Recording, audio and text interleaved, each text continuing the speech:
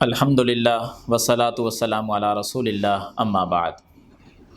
ایسا شخص جو قرآن مجید پڑھتا ہے، بڑے شوق سے بڑے ذوق سے اس کی تلاوت کرتا ہے، لیکن ایک پرابلم اور ایک مسئلہ اس کے لیے یہ ہے کہ قرآن پڑھنے میں دقت ہوتی ہے، اٹک اٹک کر پڑھتا ہے، الفاظ کی ادائیگی آسانی کے ساتھ نہیں ہوتی، غور کرنا پڑتا ہے، لفظ کو سمجھنا پڑتا ہے، مشقت کے ساتھ وہ پڑھتا ہے۔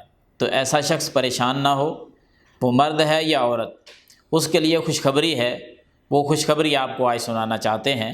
صحیح مسلم کے اندر حدیث ہے، ام المومنین سیدہ عائشہ صدیقہ رضی اللہ تعالی عنہا وہ فرماتی ہیں کہ محبوب کائنات صلی اللہ علیہ وسلم نے فرمایا، ایسا شخص جو قرآن کی تلاوت کرتا ہے، والذی یقرأ القرآن ویتتعتع فیہ وہو علیہ شاق لہ اجران۔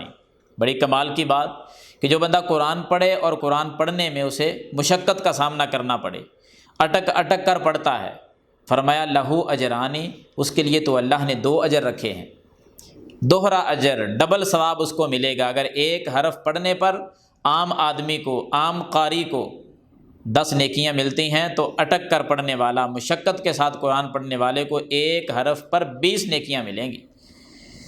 اتنی فضیلت والی بات ہے، تو کبھی پریشان نہ ہوں، اٹک اٹک کر پڑھتے رہیں، غور کرتے رہیں، اس کو سمجھ کر پڑھتے رہیں، انشاءاللہ اللہ تعالیٰ ایک ایک حرف پر 20 نیکیاں عطا فرمائے گا، دوہرے اجر سے نوازے جاؤ گے۔ تو قرآن مجید کو پڑھتے رہنا چاہیے، بے شک پڑھنے میں مشقت ہی کیوں نہ ہو۔ اللہ تعالیٰ عمل کرنے کی توفیق عطا فرمائے۔